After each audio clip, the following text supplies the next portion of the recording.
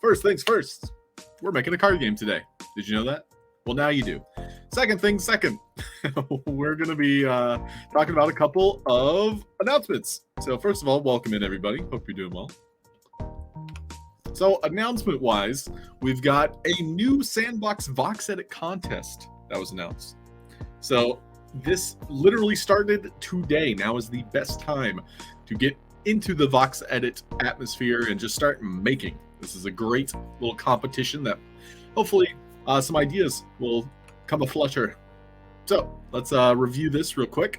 So this is Sandbox contest number 21, Hold the Door. So speaking of 21, 18 and 19 was brought to my attention, is going to be revealed today. So the winners of numbers 18 and 19 are going to be revealed, not today, I'm sorry, this week. So by the end of the week, we're going to know who the winners are for 18 and 19. But for this one that was just announced today, number 21, Hold the Door! Hold door. The theme is Time to Battle. Previously, we had gathered the best blacksmiths of the clan to forge epic armors, and now it is time to use them in battle. You will need to defend our fortress warriors. To the sand hold! The objective, builders must create a scene from a fortress siege. So think of like Lord of the Rings, where there's like a giant troll that's about to crash through the gate, and maybe there's some arrows being shot at him from afar, or maybe some dwarves in a long battering ram conga line.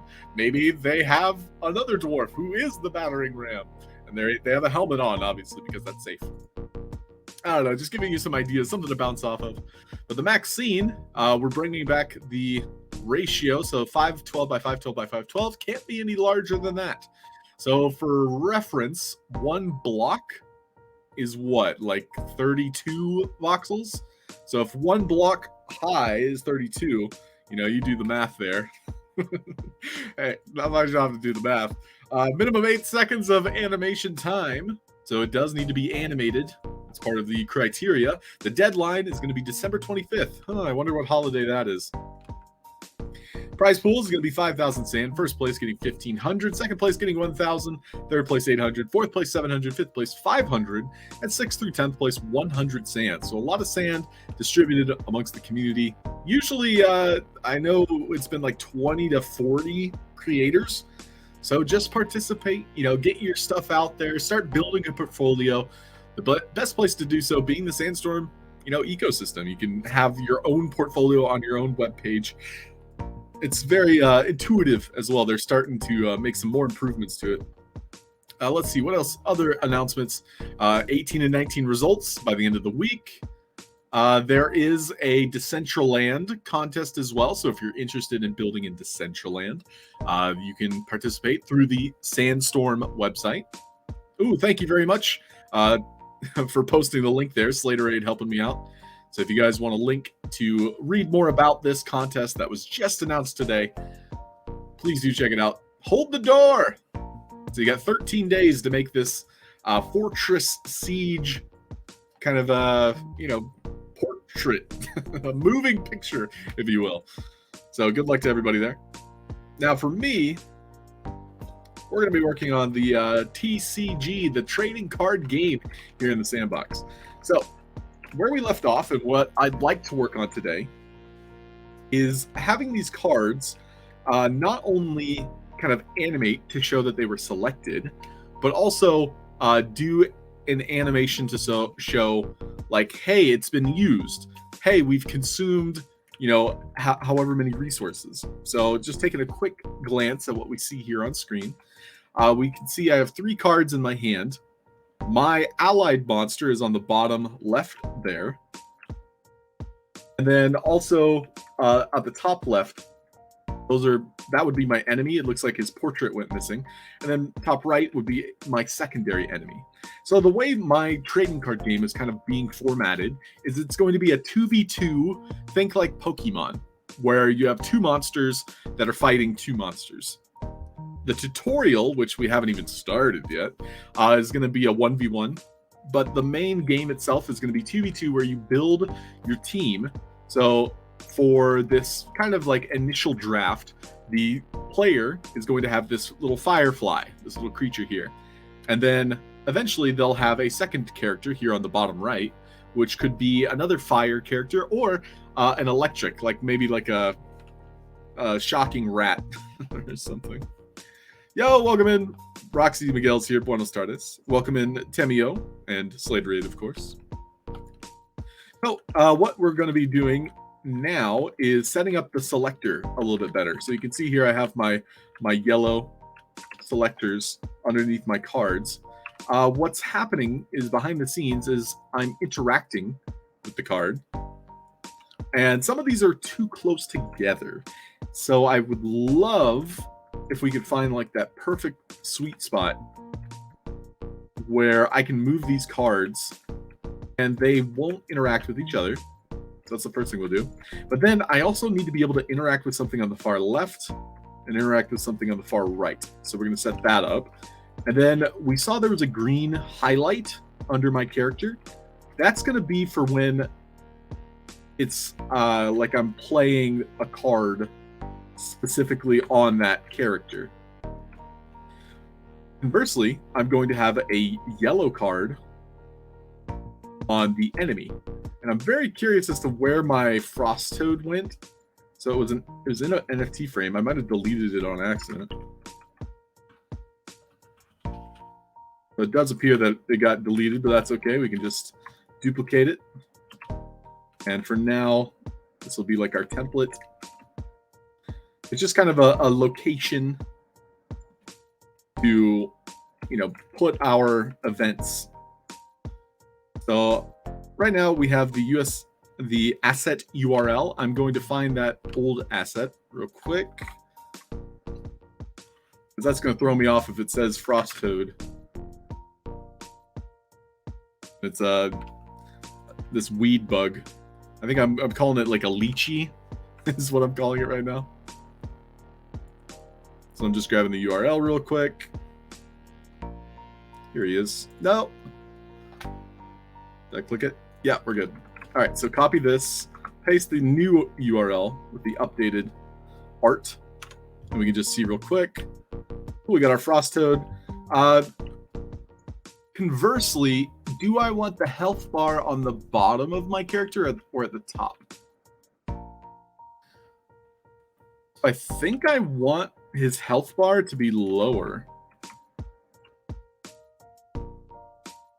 And there's some reasoning for that, because if we're looking at the space right now, like what the player is viewing, so this is generally speaking the camera position that I'm committing to. If we have this on the field and we have Frost Toad, that name right there, too high, I think it takes away from the experience a little bit, because you want to be able to keep the player's vision kind of like within this rectangle in the center here. That's what I'm thinking about right now. We'll probably raise this up. I'm going to remove these blocks. I don't need those anymore.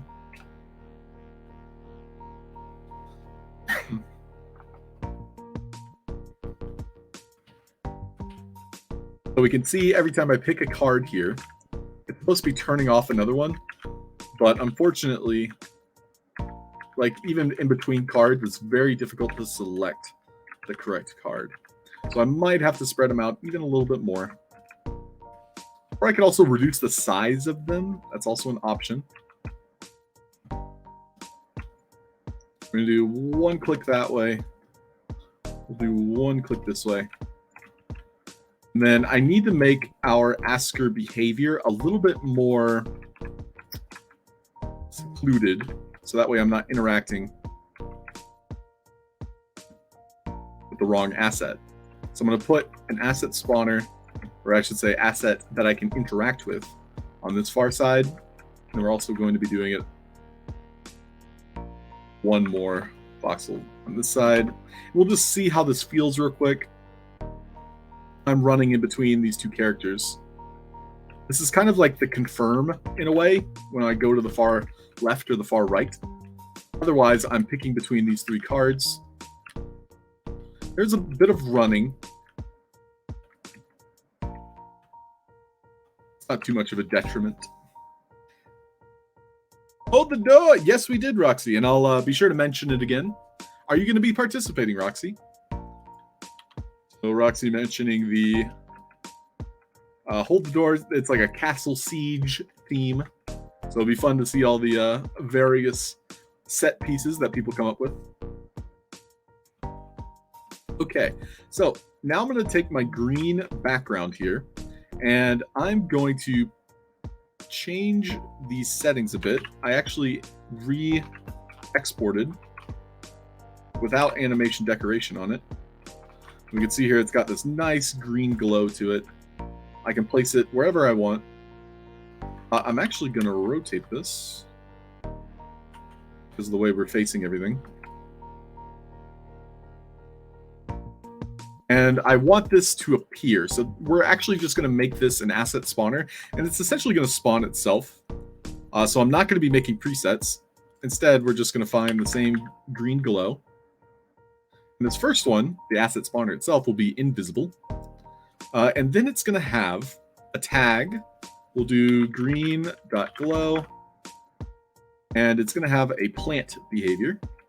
So that way we can kill it directly. We want it to offset spawn directly on top of itself. And then this message required. So this is when I'm using a buff ability. So the buff ability for our, building of the mechanic is going to be this one here. It's called Blaze Spikes. So when I select this Blaze Spikes, I want the green glow to appear. It's going to appear beneath my bug.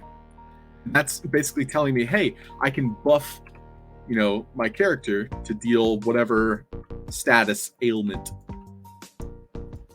So right now we have Blaze Spikes, and then the text itself, it says deal 1 attack. So we'll say deal 1 when hit. So basically deals damage if my enemy attacks me.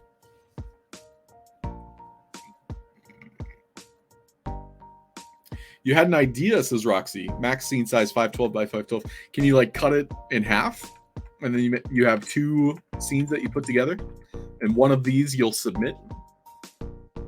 It's an option. Okay, so time to review here. We have our interact hand. And so when I'm interacting with this card and I use it, it's going to be sent to the graveyard.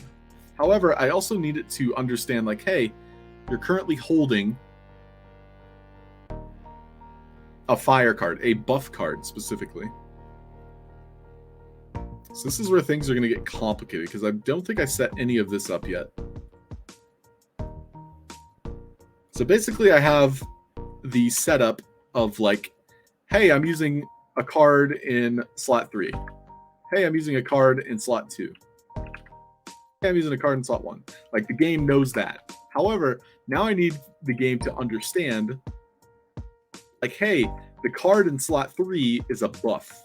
The card in slot 3 will affect your ally. So, I think we'll be adding a new tag.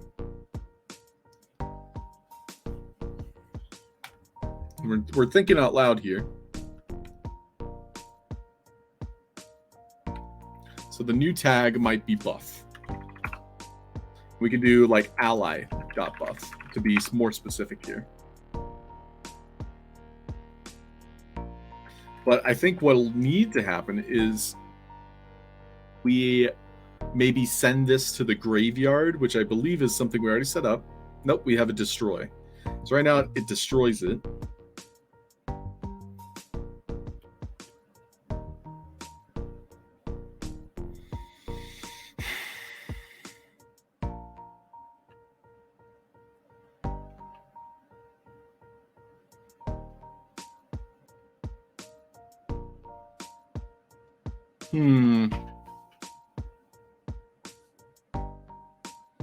So I think the key thing to think about here is when an asset dies. So our trading cards, they die at the end of our turn. But if they die before that, like in that time frame of, hey, it's my turn, if these cards die, that means I'm using them. But if I end my turn, hey, these cards are dead because I'm drawing new cards. So with that logic, I'm thus making a kill switch that turns on and off depending on the end turn function.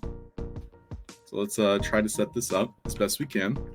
So the end turn function is spitting out end.turn. This card detected, I'm actually removing that functionality. Instead, on the right side is going to be the player's other deck.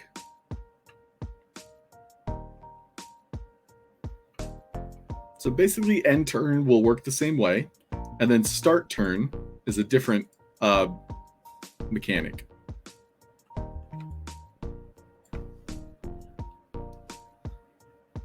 So we have end turn, and then we have enemy end turn. This is supposed to be start turn, I believe, because this is when the enemy turn ends. So I shouldn't be sending out end.turn, but it looks like it's only communicating with the avatar, which I believe when we were first making this game. So right now I'm finding like artifacts of stuff we've done in the past. So basically I'm killing the player every time. And when the player dies, we can send out a new message. But at the moment, we're not doing that. If I need the start turn message, I got to find where the start turn message comes from.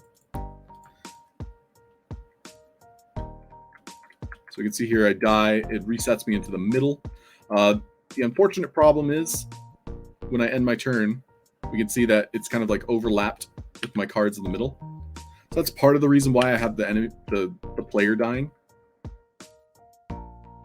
That time I didn't even die the second time. So I'm dying the first time. And the enemy ends their turn.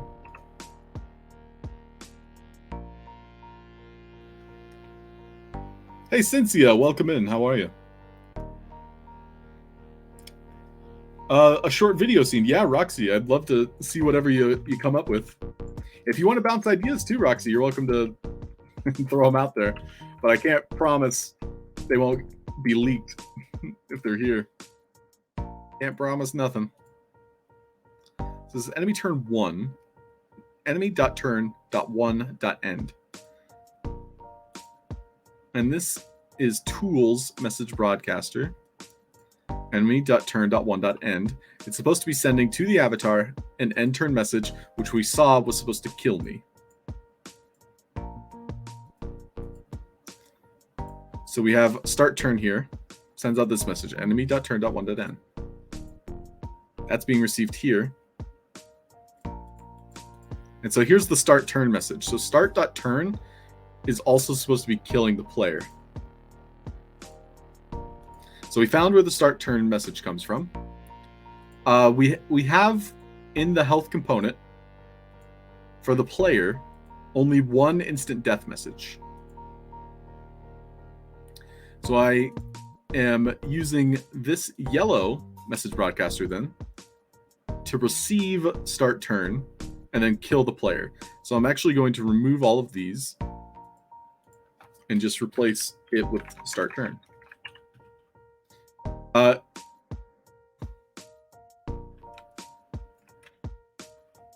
Yeah, because it's the same end turn message that's killing me. So this should work. I'm pretty confident. So start.turn is coming out of this, or no, it's coming out of the asker message. Enemy.turn.1.end, which is sending out start turn, and now it's going to my tools, which is then bouncing it as an end turn message to the player. So now I should die at the end turn and at the start turn. Okay, here's the start turn. Did not kill me. So take another look.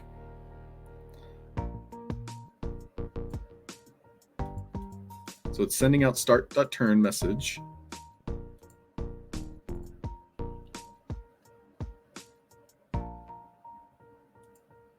And oh, here's why. It was initially off. So now we need to turn it back on. Enemy ends turn. Now I die again. Okay, great. So that spawned me in an interesting spot. And I have this repeatable quest that I was trying, but I'm gonna go ahead and delete that. I just deleted it.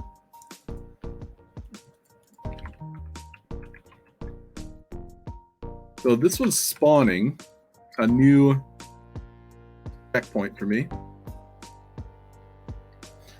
And there's a reason for that. The new checkpoint allows me to read asker behaviors. And so I initially had it set up right here. So we're going to set that up again, because I do think that's important. And so before it was message required, card detected. Instead, we're going to do the end turn.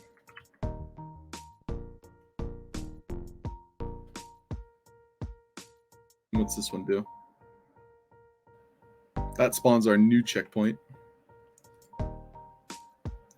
So we're no longer using the card detected stuff. So I'm actually just going to remove all that.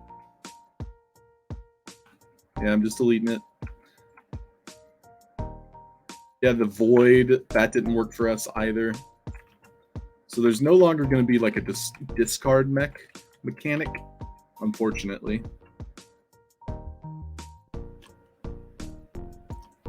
So this is another one of those. Go West! What's happening, dude? Welcome in.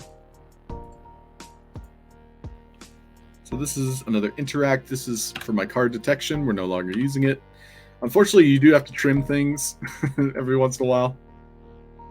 It's what it is. So spawn checkpoint 1. So I believe that's just going to be over here. This one we're going to put right over this space. We'll try it again, see what happens. So I want the player to spawn in here when these messages are on screen. So right now it spawned me in the wrong place.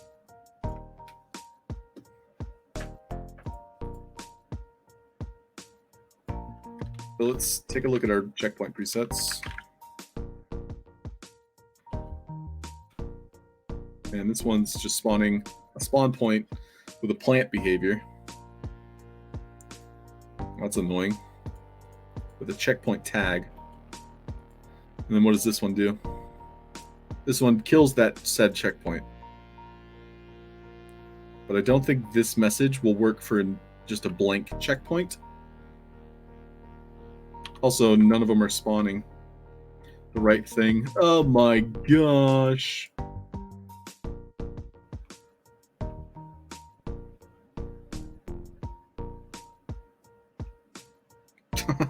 Man, there's so many things wrong with this. Kill that checkpoint. That's fine. We'll keep that. We'll remove the plant behavior. We'll remove the speaker component. It's fine.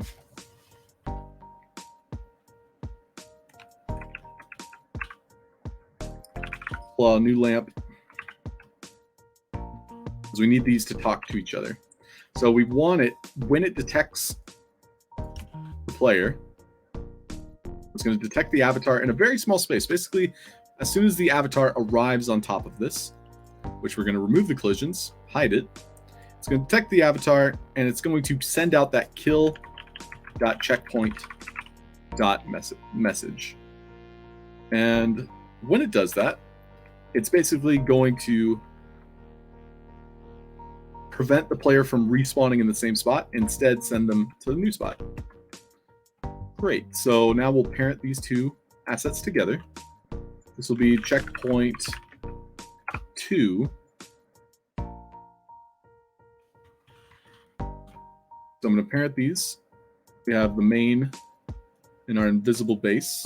So invisible lamp goes on top. Checkpoint goes on bottom. Checkpoint just has the help component and the tag checkpoint. So that allows me to destroy it. When I destroy it, it's also destroying that invisible detector on it. So now we're going to be spawning that checkpoint right here using a preset checkpoint 2, which we did not save the new one. In fact, I'm going to save over the old one because we're just starting from scratch here. This will be checkpoint 2. I'm going to delete this one because I don't think we'll need it. And so now we're using the preset checkpoint 2. And that is occurring on the end turn message. So it's spawning it on end turn. Is that correct? Is that what we want? Yes, but we also need the player to spawn in this new location. So we're going to add a 0-second death delay to our player. And if everything was set up correctly, there'll be a short delay to where a checkpoint appears, player dies, player appears at new checkpoint. Okay, it worked. However, I also had not removed this initial one. So that was our new preset. Try it again.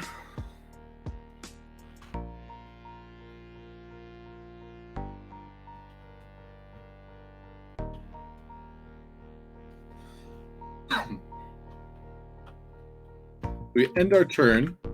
A new checkpoint has just appeared. However, it did not appear right here. So we need to take a look at our asset spawner, which is toggled off. So now it should work. So now we respawn in the new location and we're able to read this text. That's the whole reason why I went through all those hurdles. So enemy ends their turn. So now the next problem of this specific is when I hit start turn, I want it to put me back in the middle there.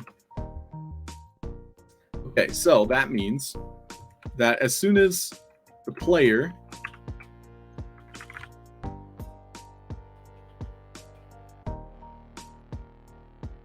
that spawned on this location here, it was supposed to be destroyed.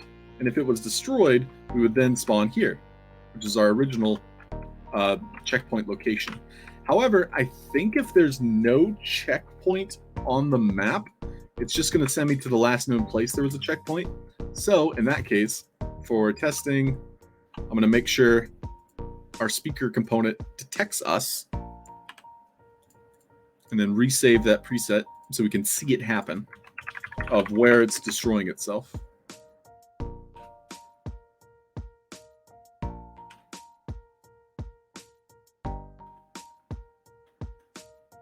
We can see here I was destroyed. However, it's sending me right back to where I came from. The asset spawner itself might also be spawning a new one on this end turn message, but that's only being received by tools and asset spawners, which we're not sending out that message. We're sending out the start turn message. And then this one's also being sent only to the avatar. So that means that I may have to set this up to where it will now spawn correctly here. Essentially right after that first detection goes out. So what we can do is we can do a kill checkpoint as the message required for this one. Kill checkpoint, however, needs to also be sent out to the correct assets. So that's going to be one of these, I believe. Yeah, so we have a kill to a checkpoint. I'm actually not using this one, so I'm going to delete that one. This one is spawning a checkpoint. I'm also not using that one. I think it's this one.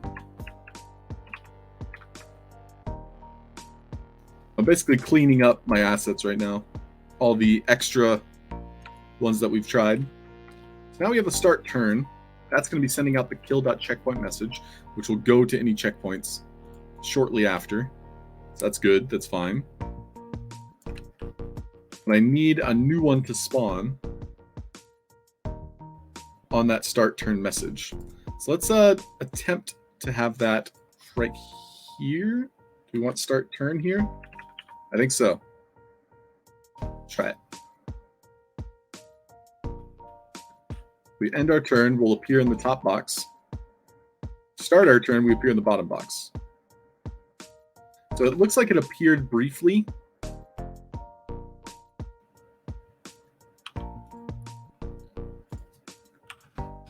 Try negative delay.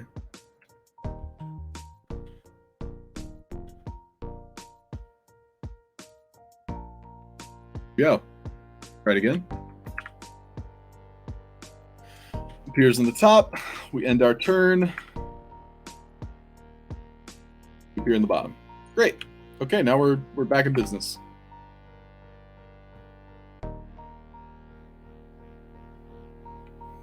So yeah, that's true, Roxy. Something real big with 16 by 16 by 16 blocks. Just keep in mind the face value. That's all. But I've seen your creations. I think you'll make something really cool. You could use your pigmen for it. I think they'd be a great choice, and with the wolves, of course. With the wolves, of course.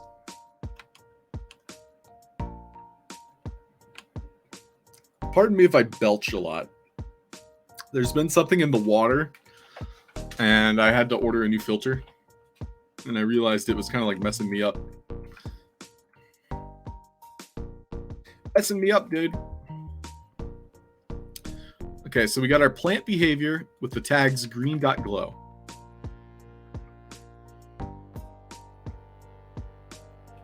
So how do I tell the game, hey, you have a buff selected? So if I have that on, okay, I have an idea. We're basically going to be spawning. And man, am I going to have a lot of asset spawners. We're going to be spawning detectors when I have a card selected. So these detectors are only available and only detect cards that are in this little pile here. So each detector will thus spawn. So a message is going to tell this to spawn, which I think is coming from this interaction message here, which when I interact with it, it's sending out interact.hand.3. So this asset spawner then is going to use that message. So interact.hand.3. And so when that message occurs, it's going to be spawning a detector. So now we're setting up the detector. This detector uses a speaker component, detect entity, and it's looking in this little radius here for a ally.buff. And if an ally buff is detected, which this card is an ally.buff, it's going to send out a new message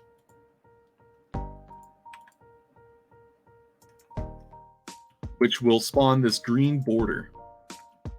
So that green border will be ally.1.green.glow. And so that basically gives the player the impression like, oh, this is a card that I use on my character. And we'll probably have this eligible to use on your own allies. So I guess you have to choose. But if it's this specific card, it's, you know, it's blaze spikes. So you couldn't necessarily give your ally creature this card's buffs. So for this specific use, I think we'll keep it simple and we'll set it up from there. So when we send out this message, ally.1.green.glow, that's going to be spawned right here. And so we can tag this. We have the tag component, doesn't worry. We're not worrying about it. We're not even worrying about the plant behavior yet. Instead, we're setting up that ally.1.green.glow. And then lastly, I need this same card that has the green.glow. I need it to be destroyed when I select a different card. So if I select a different card, I'm getting interact.hand.2 and interact.hand.1. That's me selecting a different card. So if I select a different card, that also needs to kill our green glow. So I'm making 2 new health lamps. These health lamps each are going to have that kill switch in them. So they're going to be sending on death. When they die, they're sending out the kill, so just flat out kill, to, and we can actually make several assets use this health component, but for now, we're just using the one. We'll give it a negative death delay. It's going to be reset, so we can do it multiple times. And we're doing the interact hand.1, and then I'm going to duplicate it. This will also be interact.hand.2. Save, and then we should be able to test this. Sparky, welcome. O24, welcome. Let's go. Thanks for tuning in. So, by the way, with more creators popping in, I think I should mention there's a new box edit contest. Woo! Let's go. So, new contest, Hold the Door, hosted by the Sandstorm. So if you guys are looking for something to build your time with, this is a battle-themed fortress, like siege type of contest. So, just reading it out. Previously, we gathered the best blacksmiths of the clan to forge epic armors. Now it's time to use them in battle. We need to defend our fortress warriors to the sand hold. The objective is going to be builders creating a scene from a fortress siege. So I love to imagine these things. Maybe we have like a Lord of the Rings type situation where you've got some elves shooting arrows from a tall tower, but then you have these large trolls, maybe like slamming a gigantic wooden club into one of the 4 feet of this tower. And so the elves are zip lining away just in time. I don't know. Crazy ideas, right? You can make this pretty big. 512 by 512 by 512, as Roxy put it, is 16 blocks by 16 blocks by 16 blocks. Plenty of space for a fortress scene. Max of minimum 8 seconds of animation time, so it does need to be animated. No node limit, it's important.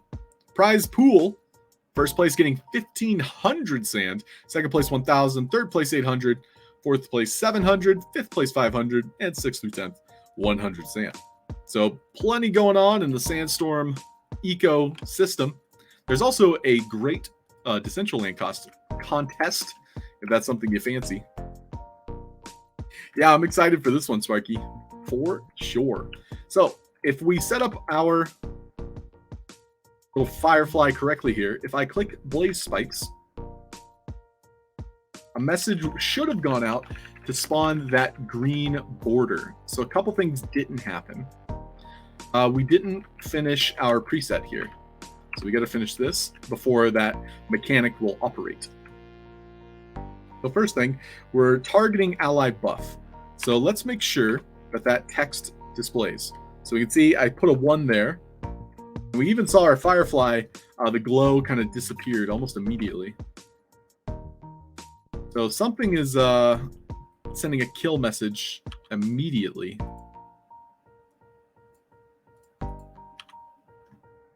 We'll be taking a look at that. We'll cross that bridge when we get to it. Great. So my detector works. It's spawning the green glow. That's what we like. So we're going to do hand.3. Oh, we got to save it as a new preset. So with that selected, create new. This will be hand.3 green.glow. And I'll separate that.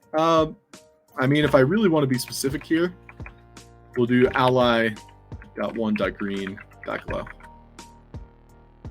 That allows me to search for it in my presets and it'll allow me to find it a lot faster. So now that I've presetted it, I can delete it. And our asset spawner here will be invisible. And we can see here, we'll set a preset. This will be our new hand.3. And it's occurring on the interact.hand.3. We'll have a short delay there. And yeah, let's try it again. This message broadcaster I haven't set up yet, but we'll come back to that. So by selecting this, we should see a green glow on the Firefly. However, it looks to be deleting itself rather quickly. So there is some sort of kill command that's going out here. I'm not quite sure where it's going. We can always customize it where it's not a problem.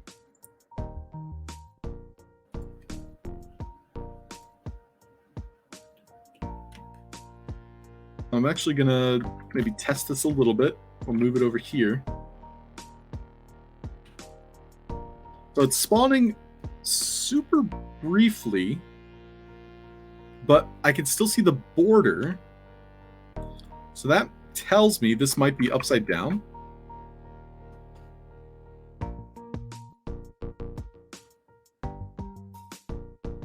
Now I see the white.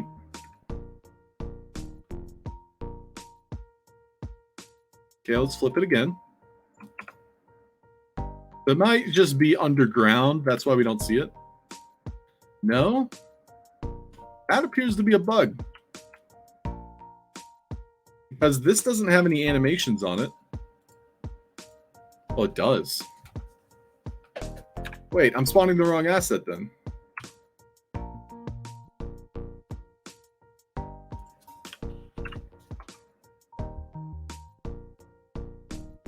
So I'm spawning NFT frame green glow, which is spawning the wrong asset from an asset spawner. That's interesting. I mean, it might not be interesting to you, but essentially this asset here by default is on green. But when I'm spawning it from an asset spawner, it's using a different animation, but we can see by default it's green. However, it's using the idle 01. So I suppose that makes sense. So let's go back to our presets then. We're actually going to make a preset. So we'll take our green frame. And we just got to customize the animation decoration. And then give it a health component. But the whole purpose of me doing this way, what time is it? It's 1:45. The whole purpose of me doing it this way was to prevent this from happening. That's why I re-exported them. So I'm going to hop into VoxEdit real quick and fix that problem the way I want to fix it. Because adding a health component will make them explode. And that's not something we want. In fact, I should probably just demonstrate that. So if I were to use this solution, we're going to have a health command or a health component. And so these are going to explode when they're used rather than be removed. So I'm going to add a new, create new, this will be green glow test. That's fine.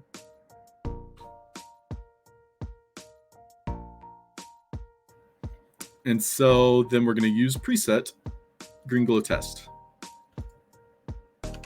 So basically everything works. However, now that we see this frame here and I choose a different card, it should remove that frame.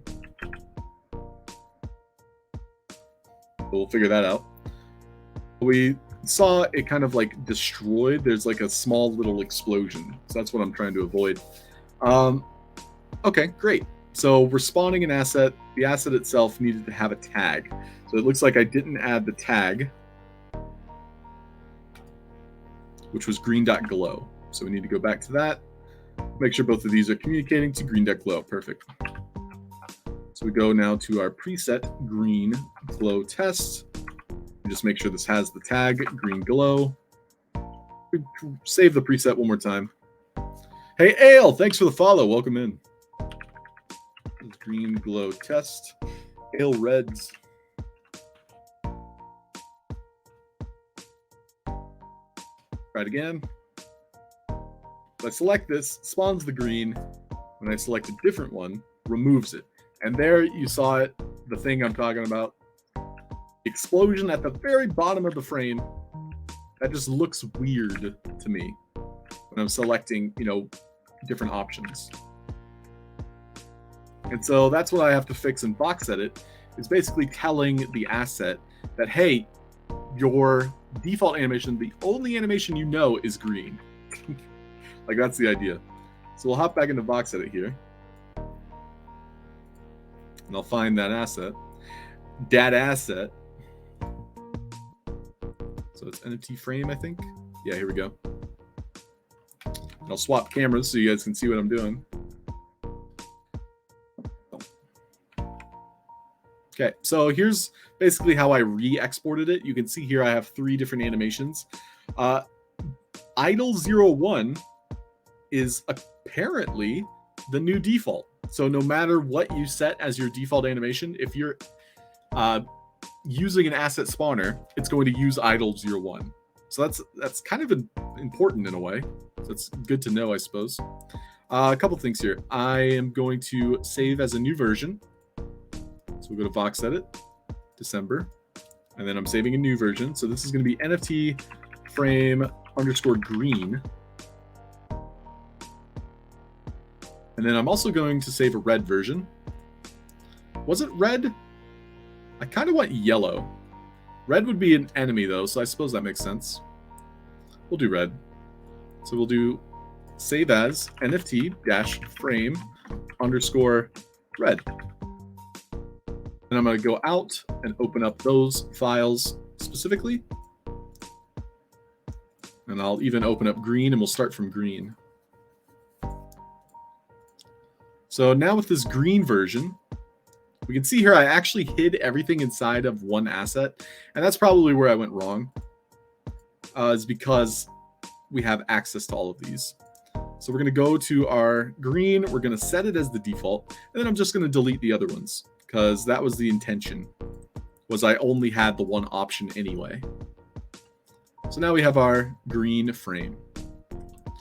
And one thing we should do, though, is take another look at it in game before we export a new version. And we can see that I actually have like a very thin, like white border on the top, and it's actually causing this almost like it's a little bit thicker on top. So it almost appears as though it's slightly thicker. So if we were to go back into the game though and see it, we can see it's completely parallel. It's centered. I would maybe lower this just a smidge, because we're kind of looking at it from a perspective in a way. So just by lowering it like that, it made the Firefly feel a little bit more, I don't know, popped out. What's a good word? Focused. And so just keeping that perspective in mind is important.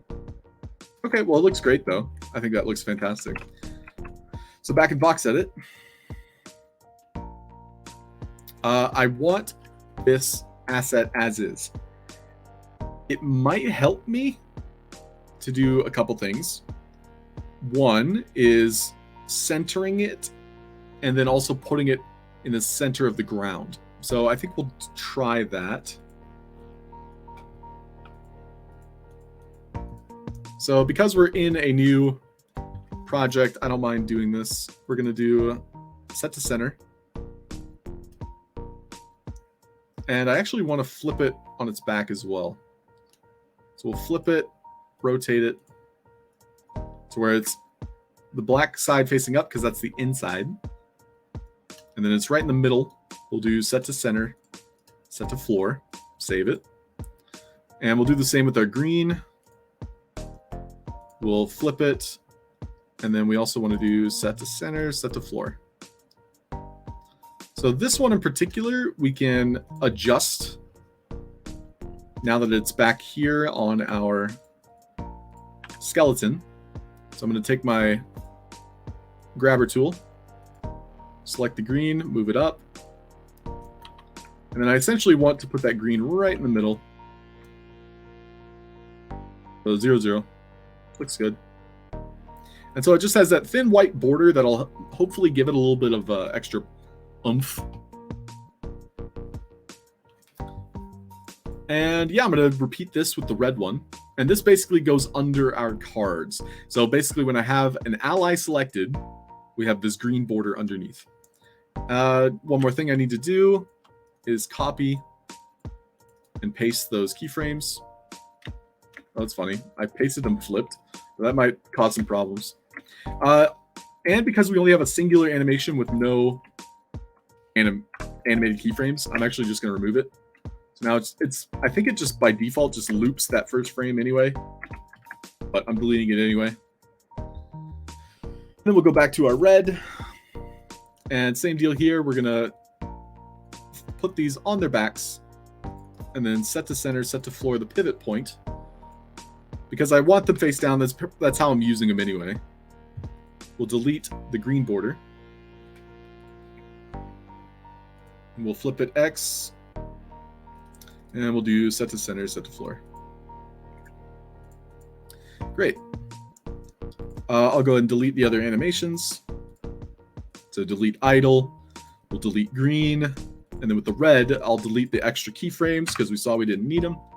I'll go to our red asset, move it up, and move it over. One thing I'll double check before I re-export is I want to make sure these are exactly the same pixel placement. So I think we'll go with 2 because we see with 1 I'm starting to get Z fighting. So we'll go up to 2 pixels, save it, and then we'll just make sure the green one's also at 2. So it looks like I had it at 1.5. So instead, put it at 2. So now I'll re-export those and bring those back into Game Maker off stream. Yeah, heads up for everybody just tuning in. As Slater dropped the link in chat, you can participate in a new Sandstorm contest. Woo! Sandstorm number 21, hold the door. So this contest is battle themed. So previously we gathered the best blacksmiths of the clan to forge epic armors. Now it's time to use them in battle. You need to defend our fortress warriors to the sand hold. So all builders are to create a fortress siege. So my first, imagination goes to like giant demonic forces approaching the siege gate, and they're banging on it with maybe like some giant siege weapons that are made of crude metal, and the allied forces are a bunch of small figures on the ground that are shooting arrows up at it. The classics. So max scene size is going to be 512 by 512 by 512, which another kind of perspective would be 16 blocks. So 512 by 512 by 512 is 16 blocks by 16 blocks by 16 blocks. Keep in mind, you still want under 5,000 faces because that makes it game optimized. And then also minimum 8 seconds of animation. No node limit, which is pretty big. So you can have very intricate assets. The prize pool, 5,000 sand, distributed amongst our winners, with first getting 1,500. And then the deadline is December 25th. I think that's a national holiday. International. Great. So, wrapping up with today's session, I can demonstrate the things we worked on.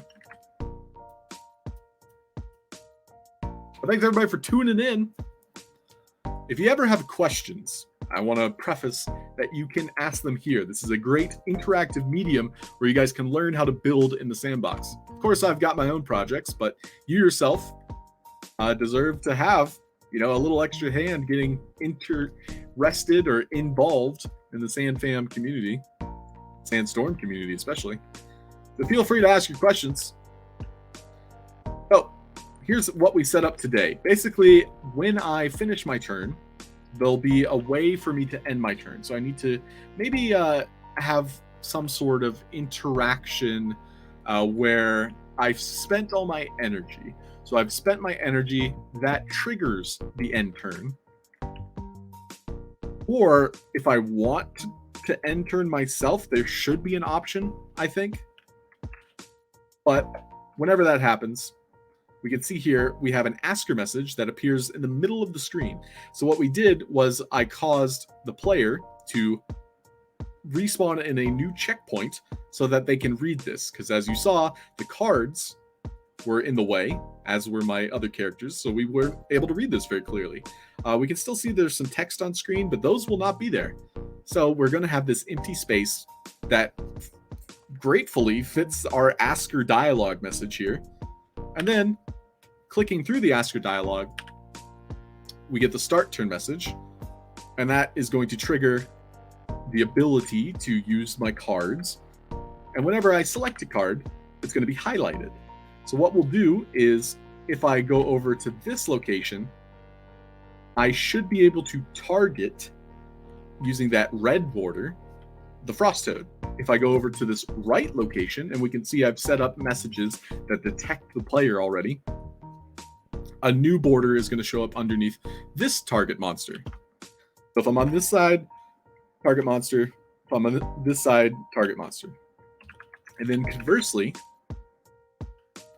if I select a buff, it's going to target my ally. Some buffs you might be able to target your, other ally. So for example, this is currently the Firefly's turn.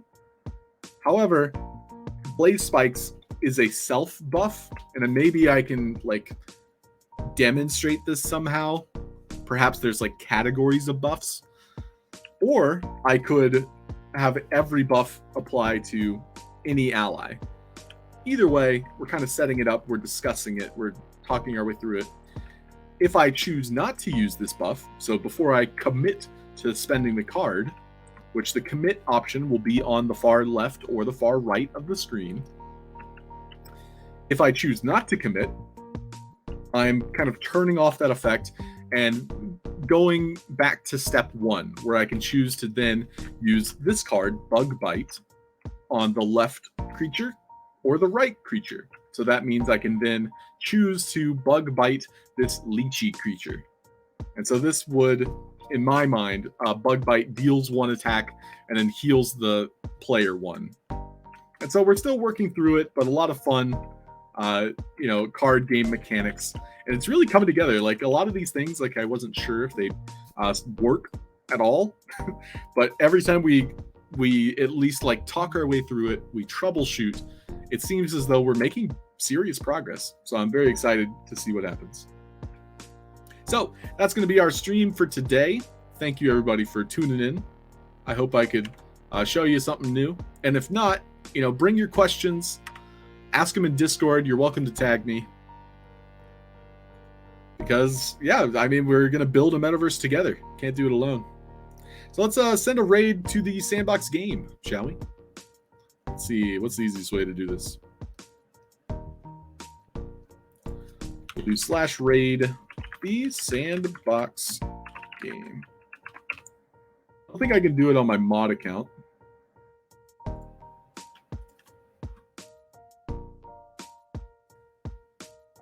There we go. All right, we're going to play the outro made by the nobody, Rasul the Elder himself. So thanks everybody for watching. Have yourself a fantastic week. Happy Monday to you. Hope you get something done, or you take your time and enjoy the ride. Bye, everybody.